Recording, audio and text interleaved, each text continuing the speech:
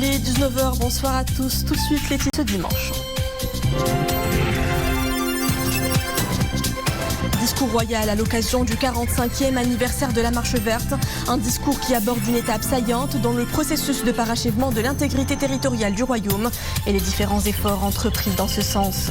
La Marche verte, une marche aujourd'hui renouvelée sur la voie du progrès économique et social. La traduction intégrale du discours royal dans un instant. Nous jetterons la lumière sur un segment majeur du développement dans nos provinces du Sud, les sites d'énergie solaire et éolienne. Nous vous embarquerons dans le parc éolien de Tarfaya, une infrastructure d'énergie éolienne la plus grande du continent. Le Covid-19, un virus qui suscite la peur de la maladie, mais également la peur du regard des autres. Chez certaines personnes atteintes du virus, le Covid est synonyme de peur d'être jugé, rejeté, stigmatisé. Comment expliquer cette crainte? Élément de réponse dans ce journal. À la une de ce journal, un discours de l'action, celui prononcé hier soir par Sa Majesté le roi Mohammed VI à l'occasion du 45e anniversaire de la Marche verte. Au cœur du discours royal, un bilan d'étape relatif à la cause nationale. Le souverain a mis l'accent sur le développement des provinces du Sud et leur aspiration à être un pôle incontournable d'intégration régionale. Un discours qui présente une nouvelle vision et annonce des actions futures pour la consolidation de l'effort national de développement dans nos provinces du Sud. Sa Majesté le roi décline deux grands piliers de développement, la relance du tourisme et la poursuite des investissements dans le domaine maritime. La traduction intégrale du discours royal, Boubkar Ben Ghabret.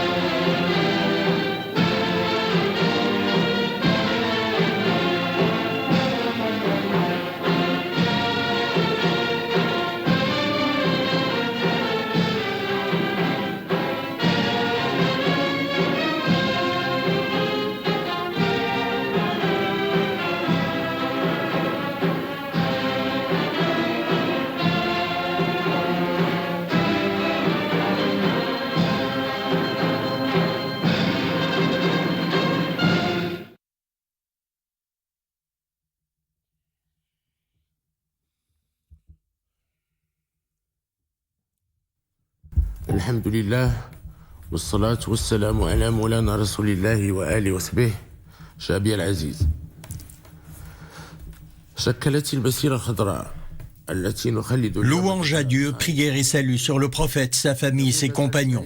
Cher peuple, nous commémorons aujourd'hui le 45e anniversaire de la Marche verte, qui fut un modèle unique de mobilisation collective, d'engagement, de discipline, d'attachement au bon droit.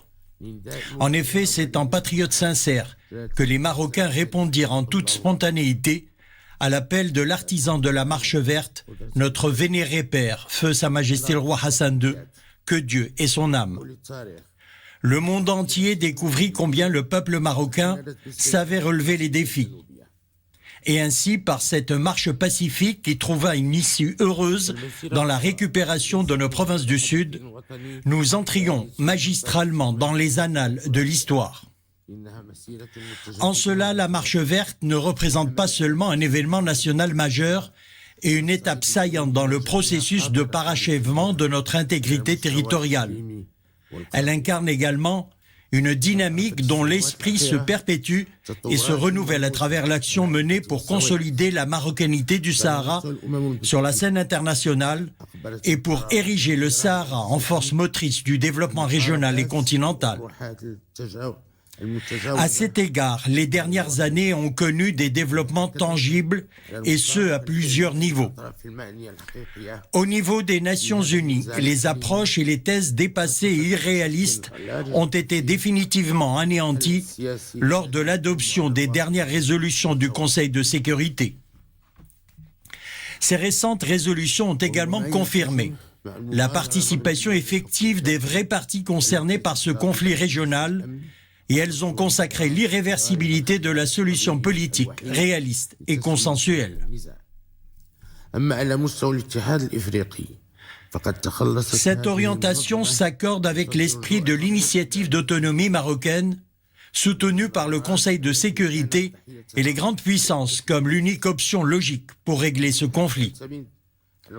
Au niveau de l'Union africaine, grâce au retour du Maroc au sein de sa famille africaine, l'organisation a clos avec succès le chapitre des manœuvres incessantes dont elle fut victime des années durant. Depuis lors, l'Union africaine a adopté une approche constructive s'articulant autour d'un soutien plein et entier aux efforts déployés en vertu d'un mandat exclusif par les Nations Unies, par son secrétaire général et le Conseil de sécurité. Sur le plan juridique et diplomatique, plusieurs pays frères ont ouvert des consulats généraux dans les villes de Laayoune et de Dakhla, reconnaissant ainsi de façon claire et nette la marocanité du Sahara et affirmant être pleinement confiant quant à la sécurité et la prospérité qui règnent dans nos provinces du Sud. Dans le même temps, les membres de la communauté internationale refusent, dans leur grande majorité, de s'aligner sur les thèses des autres parties. De fait, 163 pays, représentant 85% des États membres des Nations Unies, ne reconnaissent pas l'entité factice. Cette orientation a été confortée par les grandes puissances qui, en la matière, ont adopté des positions constructives, notamment la conclusion de partenariats stratégiques et économiques, incluant sans exception ni réserve les provinces du sud du royaume comme partie intégrante du territoire marocain. Partant de ces acquis, le Maroc réaffirme son engagement sincère à collaborer avec son Excellence, le secrétaire général des Nations Unies, dans le cadre du respect des résolutions du Conseil de sécurité, en vue de parvenir à une solution définitive sur la base de l'initiative d'autonomie. De plus, le Maroc restera ferme sur ses positions et ne se laissera nullement fléchir par les provocations stériles et les manœuvres désespérées des autres parties.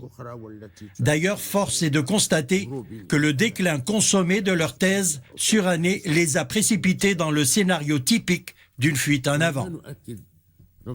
À cet égard, nous réitérons notre rejet catégorique des agissements inacceptables par lesquels on cherche à entraver la fluidité du trafic entre le Maroc et la Mauritanie, à altérer le statut juridique et historique qui prévaut à l'est du mur de sécurité, ou encore à se livrer à une exploitation illégitime des ressources de la région.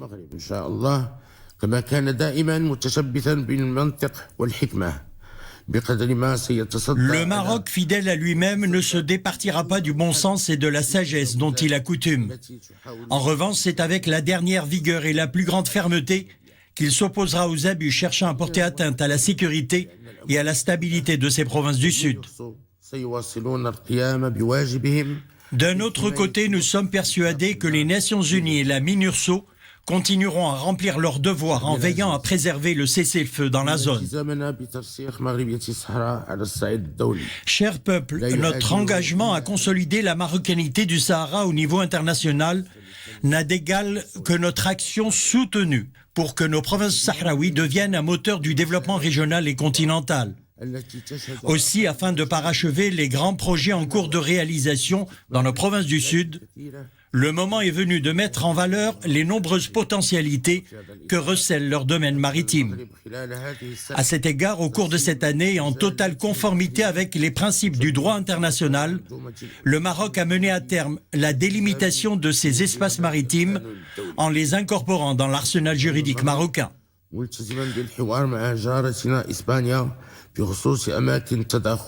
En outre, le Maroc poursuivra avec constance le dialogue engagé avec notre voisin, l'Espagne, au sujet des zones de chevauchement des eaux territoriales des deux pays amis.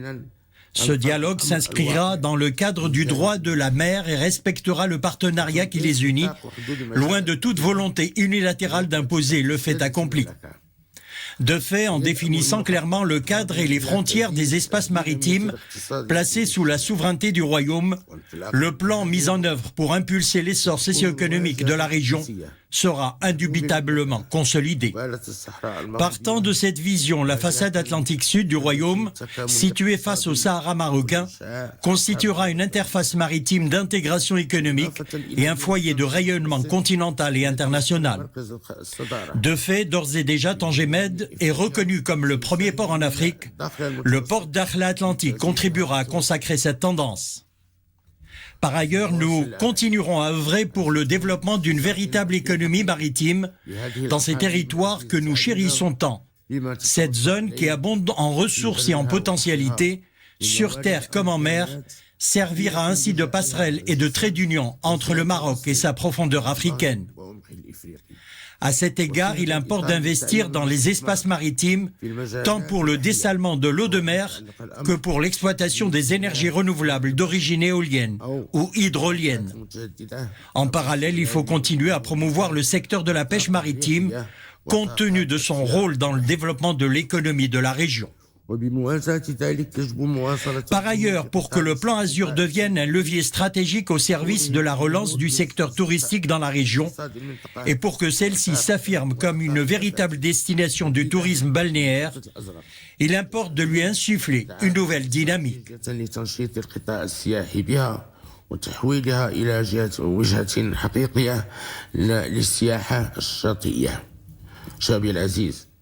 Cher peuple, la fidélité sans faille à l'esprit et au serment éternel de la Marche verte exige que tous les Marocains restent mobilisés et vigilants et qu'ils s'attachent à relever les défis internes et externes avec sérieux et responsabilité. Nous serons ainsi à même de mener à bien les projets de développement sociaux et économiques de notre pays. Nous continuerons à défendre notre intérêt et nos causes justes et à renforcer la place du Maroc dans son environnement régional et international. C'est aussi l'occasion pour nous de rendre hommage à la mémoire immaculée des valeureux martyrs de la patrie et d'adresser l'expression de notre considération à nos forces armées royales et aux forces de sécurité, toutes catégories confondues, pour leur mobilisation constante à défendre, sous notre commandement, l'intégrité territoriale du pays et à préserver sa sécurité et sa stabilité.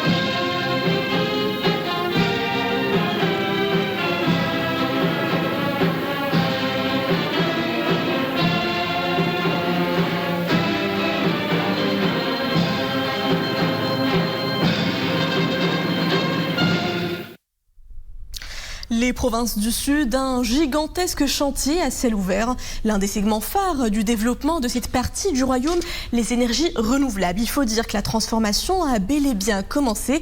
Les sites d'énergie solaire et éolienne se développent. En plus de la région de l'Ayoun, Saqiya al-Hamra, qui accueille des projets ambitieux et pionniers d'énergie éolienne.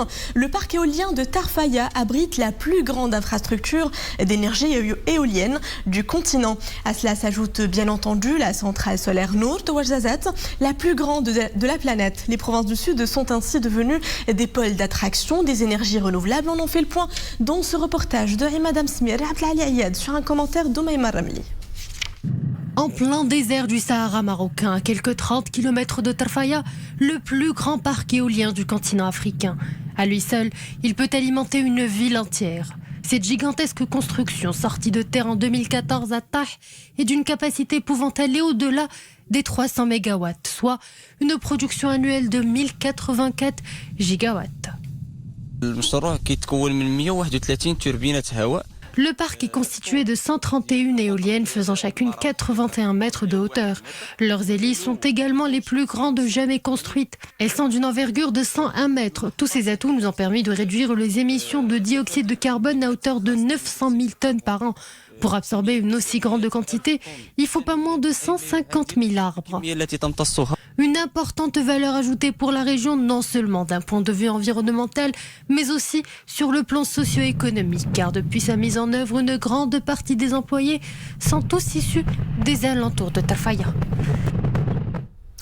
Nous braquons à présent les projecteurs sur un tout autre secteur qui connaît une dynamique de développement saisissante. Il s'agit de l'enseignement dont l'offre se renforce dans les provinces du Sud. Nous mettons le cap cette fois sur la province de Smara qui va bientôt accueillir une faculté polydisciplinaire.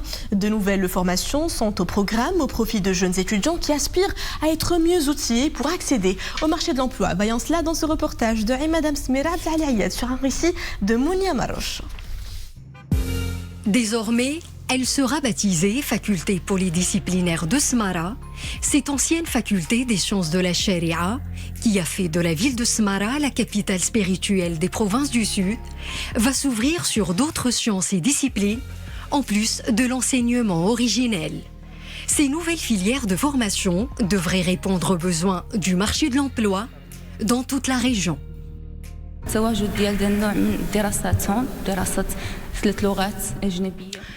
La faculté propose plusieurs filières de sciences humaines et des langues étrangères comme le français, l'espagnol et l'anglais. Ces compétences linguistiques vont nous ouvrir plusieurs horizons, notamment dans le domaine de la communication et de la traduction.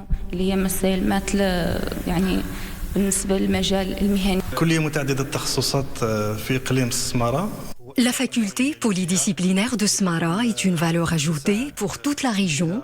Plusieurs étudiants des provinces du Sud y poursuivront leurs études tout en restant proches de leur famille.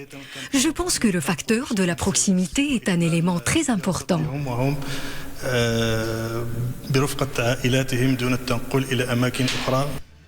La faculté polydisciplinaire de Smara se dote d'un nouveau bâtiment d'enseignement supérieur. Il comprend 3 amphithéâtres et 15 salles de cours avec une capacité globale de 220 places.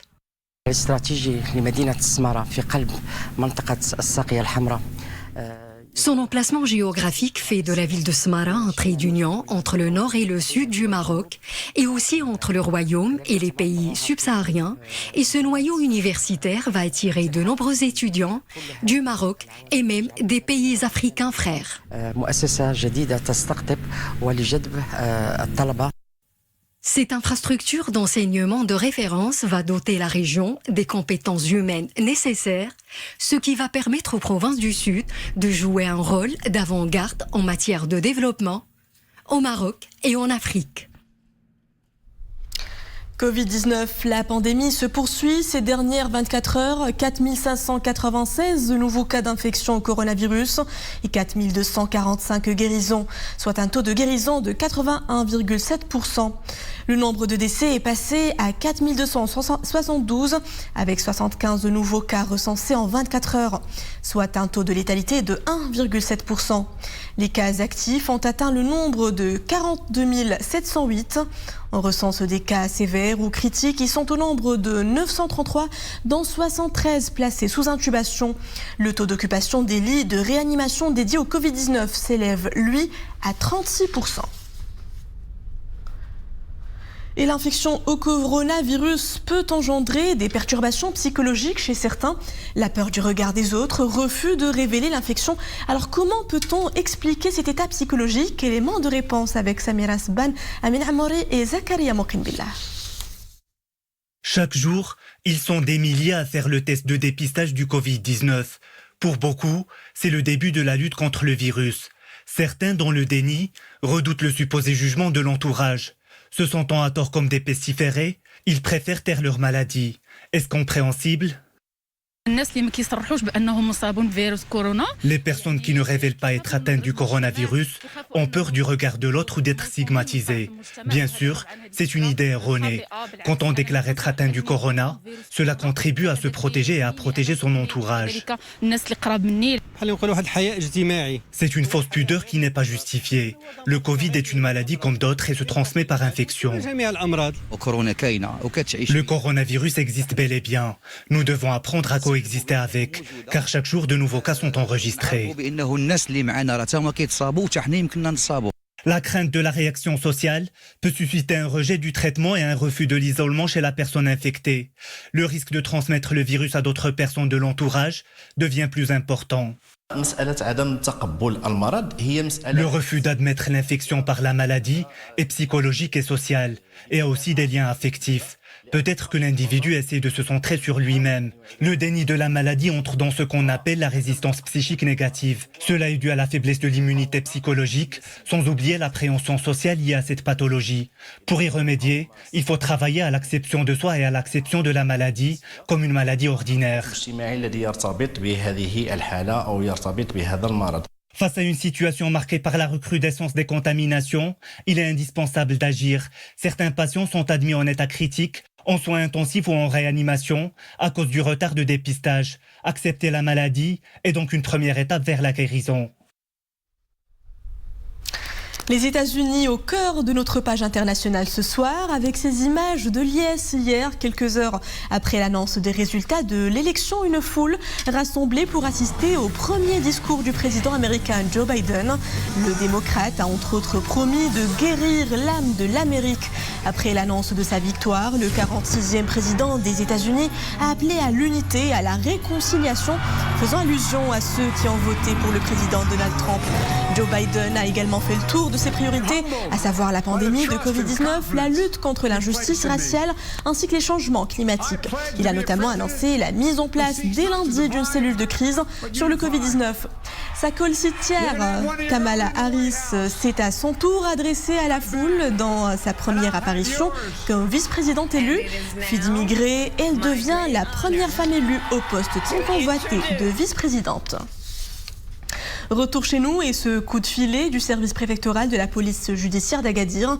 Hier soir, 6 individus âgés entre 36 et 46 ans ont été interpellés pour leur implication présumée dans un réseau criminel actif dans le trafic international de drogue.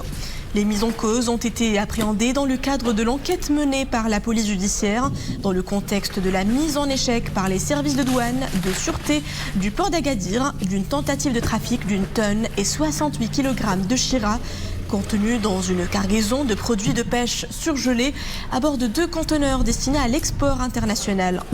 Les suspects ont été placés en garde à vue à la disposition de l'enquête menée sous la supervision du parquet compétent afin de déterminer les éventuelles ramifications de ce réseau criminel et d'interpeller l'ensemble des personnes présumées impliquées dans cette activité criminelle. Évoquons maintenant un secteur qui s'est retrouvé en première ligne lors de l'apparition de la pandémie. Je vous parle de l'économie sociale et solidaire. Ce large pan du socle économique national s'est vu ébranlé par les répercussions de la crise sanitaire. Pour explorer les pistes de sa revalorisation, la 8e édition Village solidaire a réuni pendant 3 jours des dizaines de chefs d'entreprises et experts économiques. Derrière leur écran, ils ont évoqué les scénarios possibles d'une transition post-Covid, une transition qui ne doit pas faire l'impasse sur l'économie sociale et solidaire. Le reportage est d'Abdelhamid Zoubrana Rachid Latabi sur un commentaire de Mounia Maroche. Même s'ils n'ont pas pu se déplacer jusqu'au village solidaire du Madar en raison de l'épidémie, c'est en quelques clics que les participants à ce forum Sophie ont pu y assister et même animer ces différents ateliers comme s'ils y étaient. Ce qui fait de l'événement une véritable plateforme numérique de réflexion et d'échange. Cette 8e édition, le Village solidaire a une double ambition. D'abord, accompagner la réflexion au Maroc autour de la transition vers un nouveau modèle de développement économique, solidaire, équitable, tel qu'initié récemment par Sa Majesté le roi Mohamed VI, que Dieu l'assiste. Ensuite, réfléchir à l'impact de la crise sanitaire du Covid-19 sur les futurs modèles économiques. Cette année, les débats qui se déroulent en ligne ont pour objectif de pallier les répercussions de la crise actuelle et stimuler la relance économique à l'heure du Covid. On intervient avec d'autres professionnels de la santé et de la prévention, eh bien, on intervient dans les rencontres mondiales du soufisme, mais pas que, mais aussi également dans d'autres associations en France et, Inch'Allah, bientôt, peut-être un jour au Maroc aussi, de manière plus récurrente. Le patrimoine spirituel et intellectuel du soufisme peut jouer un rôle majeur dans la construction d'une économie empreinte d'utilité sociale et d'intérêt général, une dynamique où les valeurs universelles de partage et de solidarité peuvent être des leviers de croissance économique par excellence. Et c'est ainsi que prend fin cette édition. Merci à vous de l'avoir suivi. Je souhaite à tous une très belle soirée en compagnie de nos programmes.